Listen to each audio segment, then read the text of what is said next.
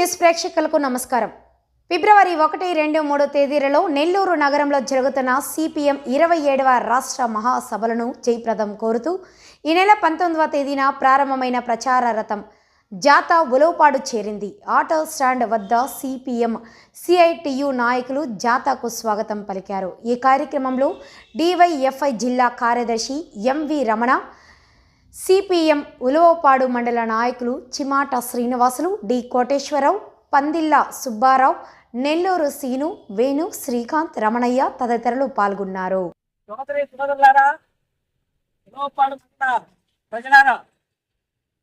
భారత communist party Marxist అంటే CPM party రాష్ట్ర 27వ మహాసభలు ఫిబ్రవరి 1, 2, 3 తేదీలలో నెల్లూరు నగరంలో జరగబోతా ఉన్నాయి. ఈ మహాసభలను జయప్రదం చేయాలని సిపిఎం కళాజాత ప్రచార జాత ఈ రోజు ఉలవపాడు మండల కేంద్రానికి రావడం జరిగింది. ప్రధానంగా ఈ మహాసభల సందర్భంగా 3వ తేదీన నెల్లూరు నగరంలో ఆత్మకూరు బస్టాండ్ దగ్గర నుంచి ప్రారంభమైన rally PVR high school ground లో భారీ బహిరంగ సభ జరగబోతా ఉంది.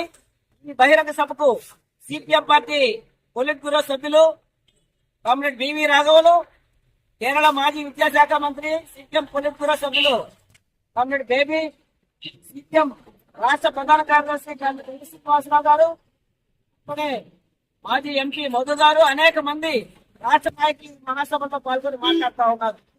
ప్రధానంగా ఈ రాష్ట్రంలో గత ప్రభుత్వం, ఇప్పుడున్న కూటమి ప్రభుత్వం, ఈ రెండు ప్రభుత్వాలు ప్రజల సమస్యల్ని విస్మరించి ప్రజలపైన భారాలు వేసే ప్రయత్నాలు చేస్తా ఉన్నారు. ప్రధానంగా గత సంవత్సరం రోజులుగా పోరాడుతున్న విశాఖ ఉక్కు కార్మికుల సమస్యలు ఈరోజు విస్మరించారు. ఈ ప్రాంతంలో రామాయపట్నం పోర్టు నిర్వాసితుల సమస్యల్ని నేటికి పరిష్కారం చేయలేదు. నెల్లూరు దగ్గరలో ఉన్న కృష్ణపట్నం పోర్టు కార్మికుల సమస్యలు పరిష్కారం చేయలేదు. నిరుద్యోగులకు ఇచ్చిన హామీ మెగా డిఎస్సి ఇంతవరకు అమలు కాలేదు. ఈ మొత్తం కూడా ఈ రాష్ట్రంలో కార్మికులు, ఉద్యోగులు, వ్యవసాయ కూలీలు, రైతాంగం వీళ్ళ సమస్యలపై ఈ మహాసభలో 3 రోజుల పాటు చర్చించబోతా ఉన్నారు. 3వ తేదీన జరిగే బహిరంగ సభకి ఉలవపాడు, ఈ కందుకూరు నియోజకవర్గం నుంచి అధిక సంఖ్యలో ప్రజలు హాజరవ్వాలని కుమార్, సిపిఎం ఉలవపాడు ప్రాంతీయ కమిటీ.